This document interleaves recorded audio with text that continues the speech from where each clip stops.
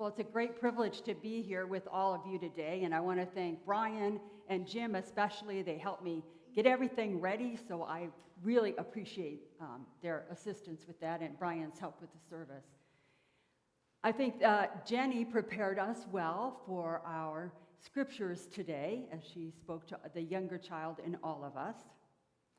And there's a reason that I generally choose a scripture out of the Hebrew scriptures and the Greek scriptures.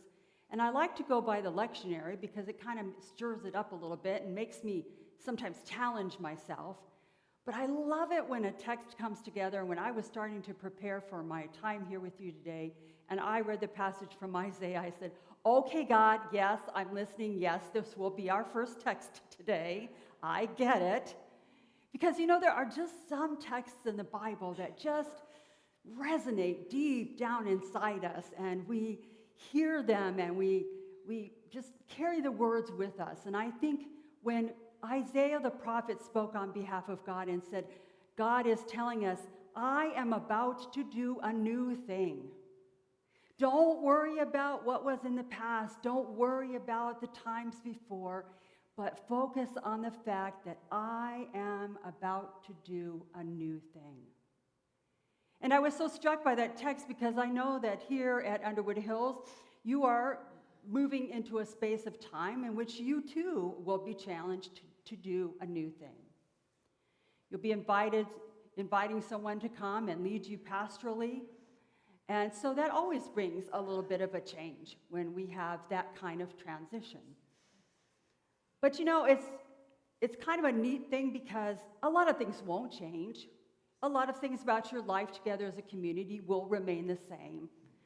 But when the pastoral leadership changes, there's an invitation there, I think, to kind of look at things fresh and new, especially as you bring the new person on board, as you help them know about Underwood Hills and its life and ministry together.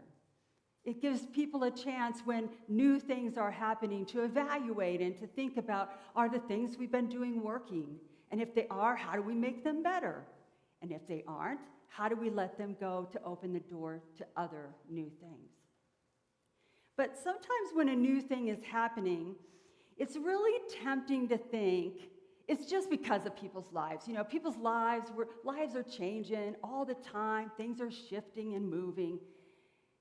But what if instead of looking at it as simply a human dynamic of life, we thought about God's purpose in the process? I mean, it's easy to think, well, Pastor Scott has some other opportunities opening before him and wants to enjoy some other parts of his life in retirement. But it's got to be more than that, don't you think? So what if we looked at it thinking, God is about to do a new thing? And sometimes, let's face it, you got to push some of those pastors out of the way. They just kind of need to move on sometimes. And sometimes it's really hard to do because you loved that pastor and they brought great spirit to the congregation. And so you're a little sad and a little heartbroken to see that change.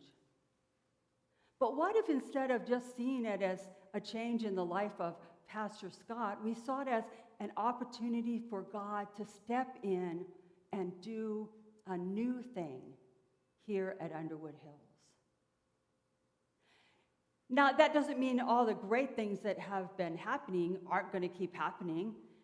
You have a great active congregation with a food pantry, just announcing that was going to be happening on Friday, taking up the one great hour of sharing offering, as we often do as we move into the Easter season. Besides, come on, who doesn't like the cute? I hope there's still fish. Are the little boxes still fish?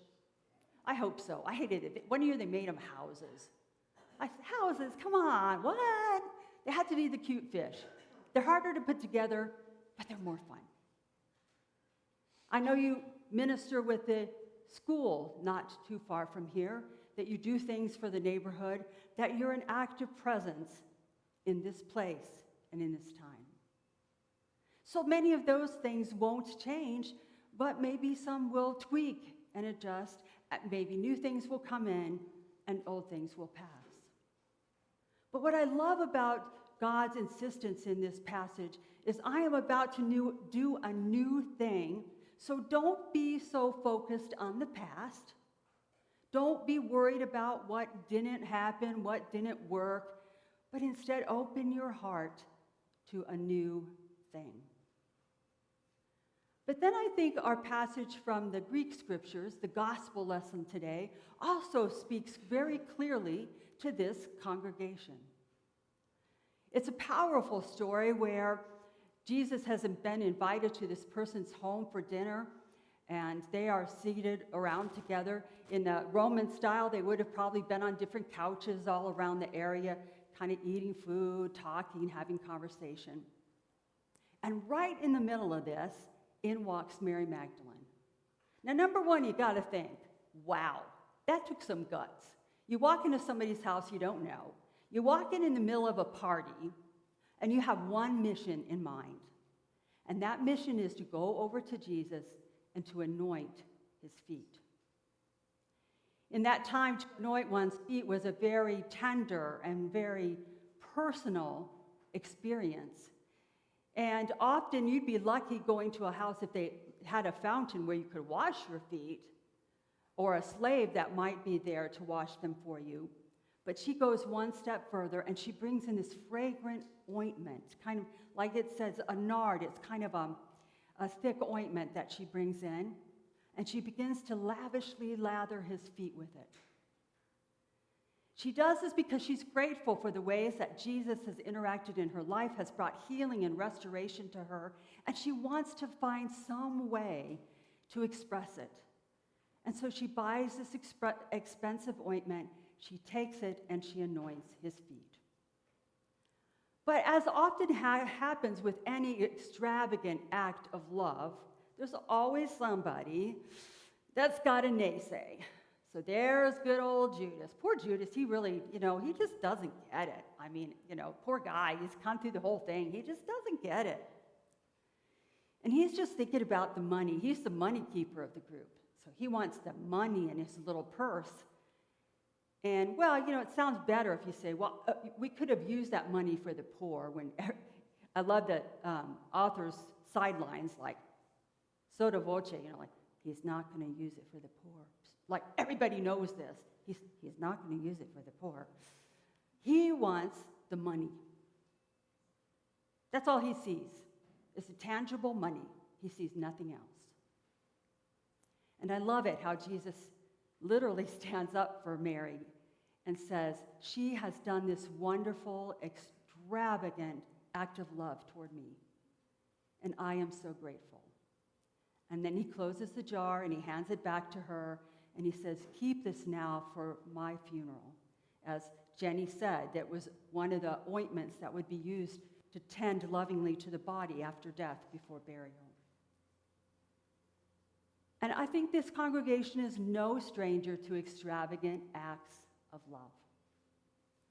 We are moving especially into a time when food is going to be a critical issue for a lot of people. And when they know they can come here to get food, maybe just to supplement what they already have, maybe to fill in an empty cupboard, we don't know. But that is an extravagant act of love. Because there are those that say, well, oh, big deal, so you feed some people once in a while. You feed them the day you feed them, and they take home food. Well, so you do stuff at the school nearby. Anybody could do that. Does anybody? Probably not. And a lot of the kids there know that this congregation is a safe place, this building and the people in it. That you provide room for different fellowships. I know that meet in the basement. I think you have a couple AA groups that meet downstairs. A lot of times groups like that have trouble finding a welcoming place to come and be. And it means a lot to have a stable group be in the same place, same time, every week. That the Sudanese will come into this worship space soon and begin their worship service. And I know there are times where you share worship together. Is an extravagant act of love. You could say, this is our sanctuary. We don't want people messing it up. Yeah, Ed and I are like, yeah, we've heard that one before. Oh, no, we can't let them in our church. Oh, my gosh, they'll mess stuff up. They won't leave it the right way. They won't have it the way we want it. But you don't say that. Instead, you open your arms and you welcome them to come and worship in a way that is quite different than our own. And of course, the work with Crossroads Connections has been a long-standing, that was a ministry that started at Miller Park Presbyterian Church, where I was almost 20 years ago. I can't believe I'm saying that. I can't be that old, can I?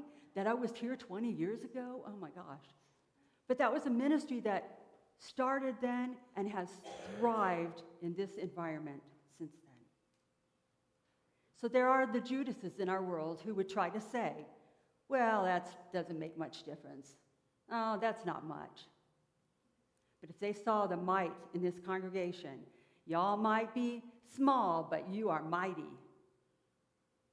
And so it gives us the strength to go on and to do these extravagant acts of love. So I hope as we move through our last Sunday of Lent, I suspect a lot of us are going, oh, phew, I don't know about y'all, but Lent did seem kind of long this year, didn't it? I don't know, maybe it was just me. I don't know, but I think everyone's like, oh yeah, let's get to Palm Sunday and Easter when it's hopefully going to warm up and the winter will be over. So as we move through this last Sunday of Lent, prepare our hearts for Palm Sunday next week and Holy Week. May we focus on the new things that God is doing here at Underwood Hills and in each of our lives. And may we be willing, like Mary Magdalene, to show those extravagant acts of love wherever we find ourselves. Amen.